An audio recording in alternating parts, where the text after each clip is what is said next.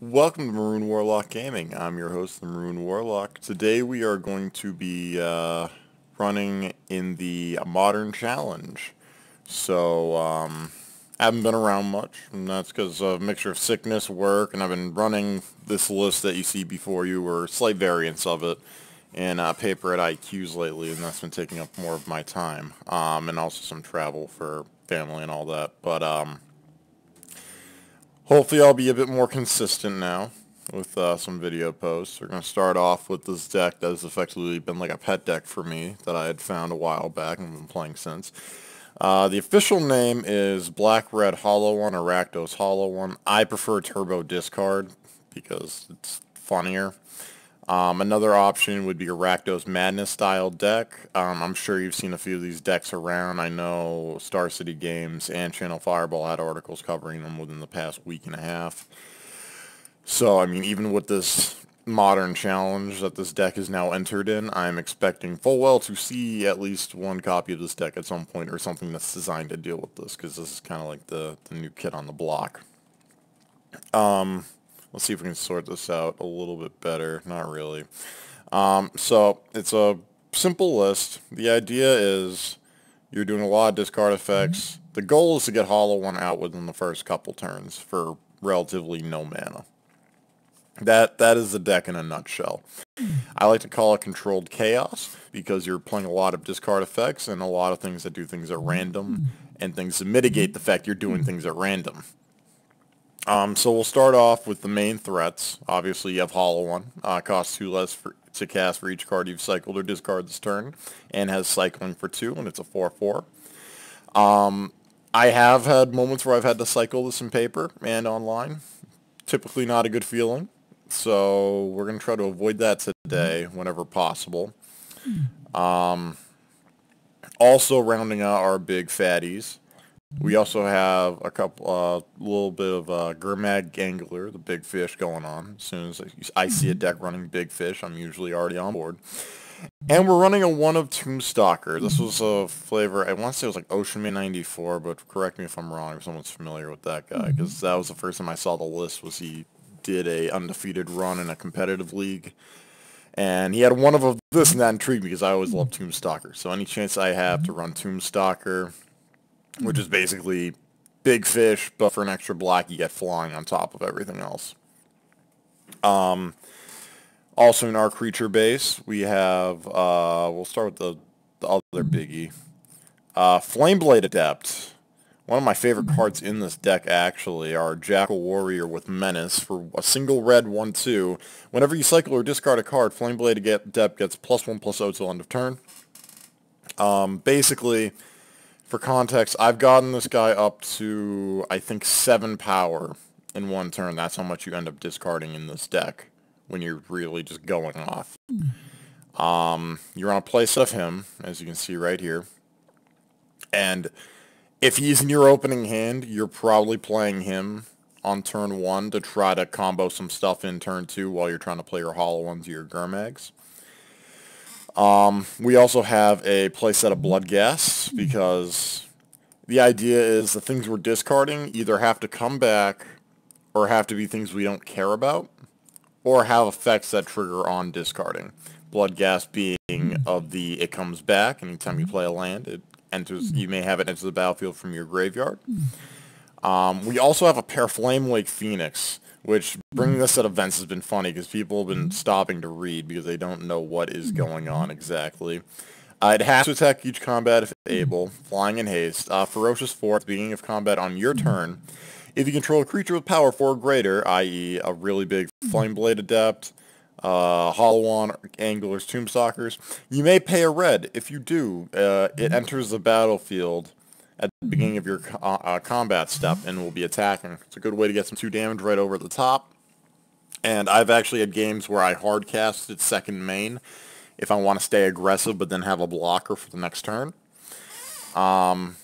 In the deck, there isn't a huge amount of removal. We have some lightning bolts as interaction and also a way to help close out the game faster. We have a playset of those.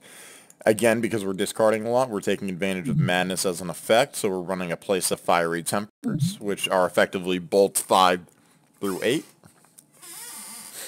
And also, I'll go with the discard house before I go with actually what's my favorite card in the deck. We're running a playset of Faithless Looting to try to help with our discards early on. One of the best cards in the deck because you draw 2, discard 2, and it has flashback. Everyone knows that one. We're running Street Wraith. I know some lists are running Death Shadow now because these decks do play very similarly. I prefer the one that has a lot of graveyard recursion instead because it's just more fun for me. Because I already played Death Shadow with Grixis, and if I'm going to play Death Shadow, I'm going to play Grixis Death Shadow. Street Wraith cycles for 2 life. Really good card. And then we also run what is the best worst card ever, the good old Burning Inquiry. Each player draws 3 cards, then discards 3 cards at random. This is what I like to call top deck roulette, because, and I'm sure I'll be doing this during the challenge, I'm going to aggressively cast this card at times on turn 1, regardless of what my opponent is playing, because if I can hit a hollow one off of a Burning Inquiry, it's all worth it, because that Burning Inquiry's effects will make this hollow one free to cast. If I'd go turn 1 Flameblade Adept, there's a good chance I'm either going turn 2 Faithless Looting or turn 2 Burning Inquiry, because that Adept is now a 4/2 off of the Inquiry, which means if I hit a Phoenix, for example, I get to play the Phoenix. If I don't hit a Phoenix, I still swing in with 4 power. Feels like a win-win to me. I know some, although, and I know some others have already been saying this too, is like, if there was a better card, like another Faithless Looting, I would rather run the Faithless Looting, and I wholeheartedly agree. Although, what people fail to remember is that this card is both players. I've had games, and one of my friends hates this card, because every time I play it against him, the discards that he ends up getting hit with completely derail his strategy. And that's what can happen to your opponent. I've actually won some games because I made them lose all their lands in their hand, or I made them lose all of their interaction or their combo pieces.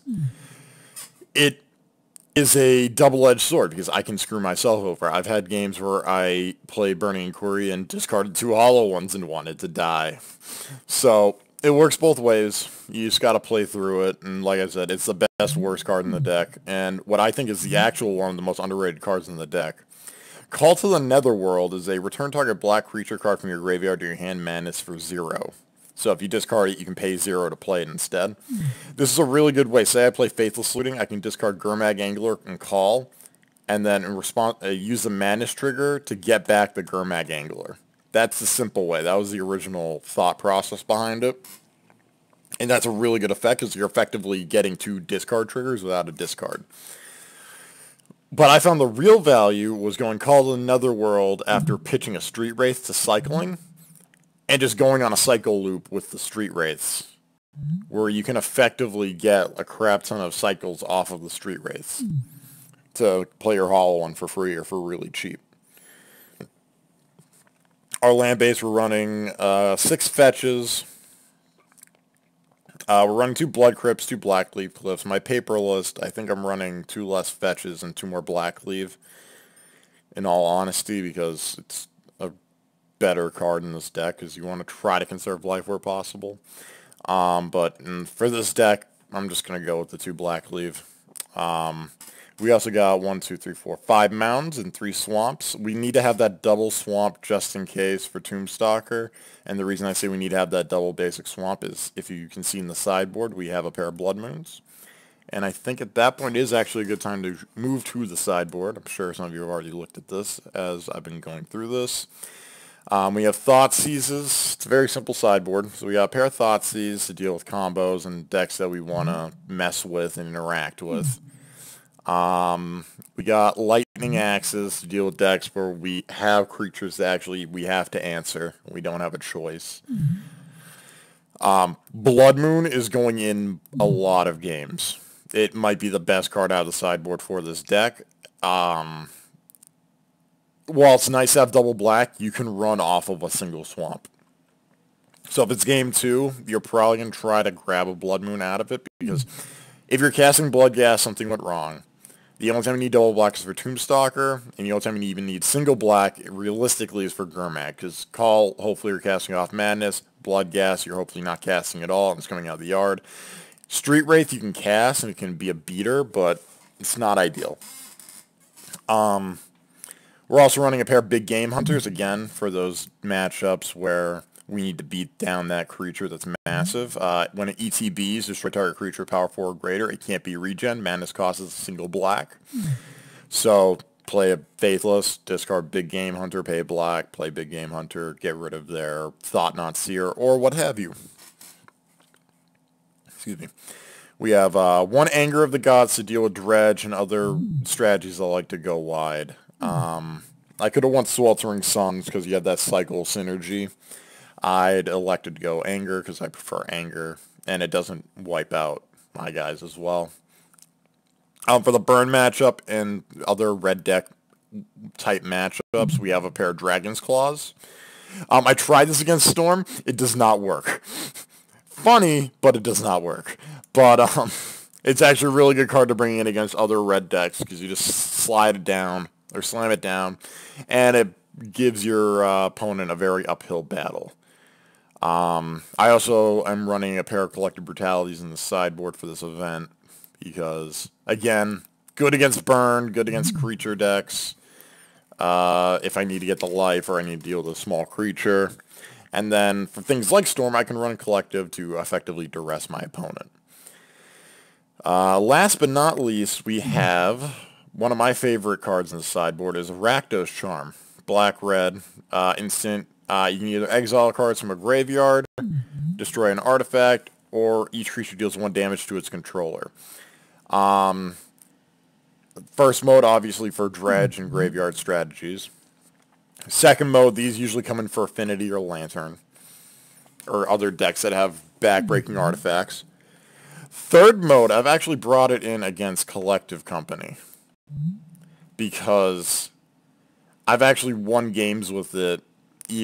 I won through one game where they had the thing that said prevent damage dealt by a red source. This thing has a creature dealing damage to its controller, not the charm itself. If you have like 1 or 2 creatures out and your opponent has 5 and they only have like 4 to give because you've been hopefully pummeling them, this is a good way to kind of keep them honest and keep the board clear, as if they expect this later on, if it goes to a game 3. You can catch them quick with a little bit of a trick there. But, no, as a result, I am very much sold on Rakdos Charm. There are a few games I've stolen because of that card. All in all, I've had mixed success at IQs. I've had games where Burning Inquiries were bountiful, and I've won a lot. I've had games where Burning Inquiries have been horrendous, and I've lost a lot. We're going to run this in this challenge. It's coming up at 11, so we got about 20 minutes before then. Hopefully you'll join me along for this ride, more or less. I mean, it's going to be after, but anyway. So we're going to be running some Black-Red Hollow on, or Black-Red Turbo Discard, whatever you want to call it. Until then, this is MaroonWarlock Gaming. I'm Maroon Warlock. Hope you enjoy, and deuces. Happy holidays.